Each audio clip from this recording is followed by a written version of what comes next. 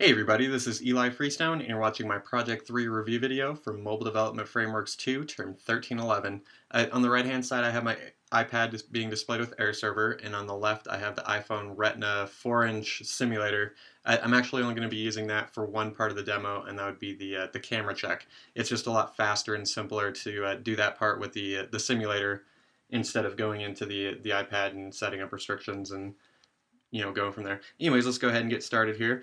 For this week, we're using accessing the album as well as the camera to take both still images, editable still images, and then video.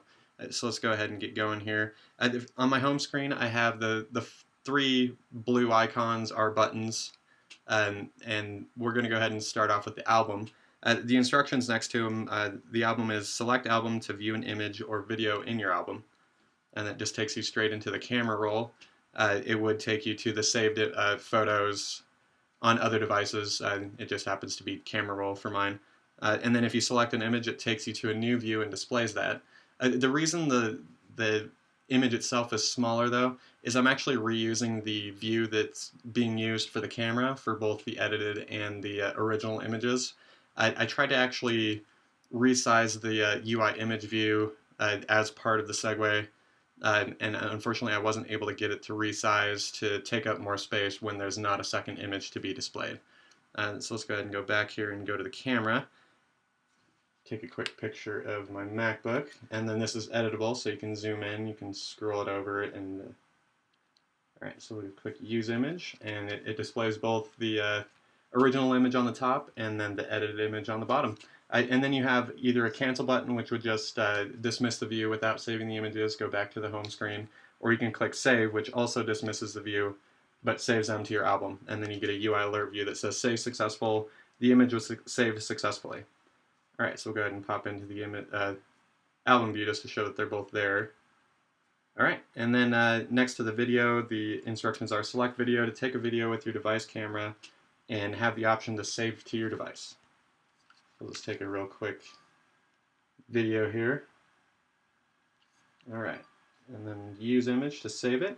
And for this, I decided to actually use a UI alert view. The reason being, I was originally planning on trying to display the video in a similar fashion as the way I have the images from the camera. Unfortunately, I wasn't able to figure out how to not only pass the video, but how to actually display it in the view. So without having that, with only having would you like to save a message as well as a save and cancel button, I felt it was a lot more efficient just to use the UI alert view. Hitting the cancel button on the alert view obviously dismisses it and doesn't save, but I'm listening for the tap of the save button, and that's what actually does the saving part. And then after that, it pops up an alert that says saved, your video is successfully saved to your album. We'll go ahead and pop open the album, and there's the video. All right, and I'm going to go ahead and play the video, but that's going to be the end of the demo from the iPad.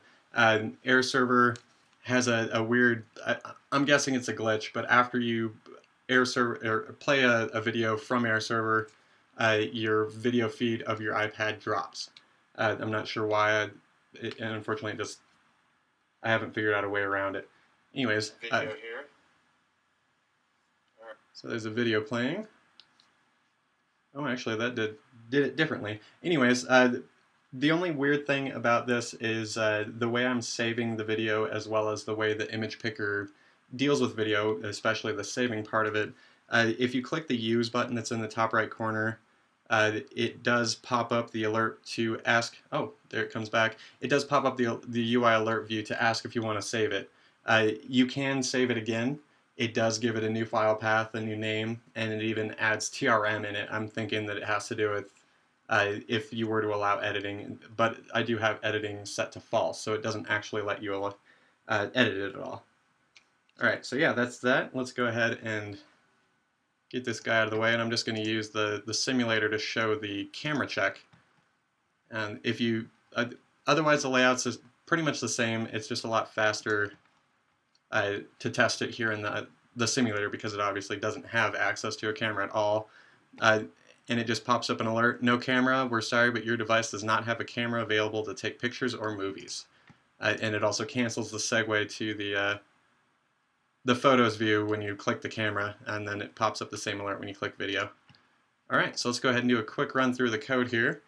So I'm creating the image picker right here, and then I'm listening for the tag number of the button that's being clicked as opposed to the specific button itself. It just seemed a lot simpler and cleaner to do it this way. And then in the camera button click, the tag 0, or the video, which is tag 2, it also does the check if the source is available for the camera.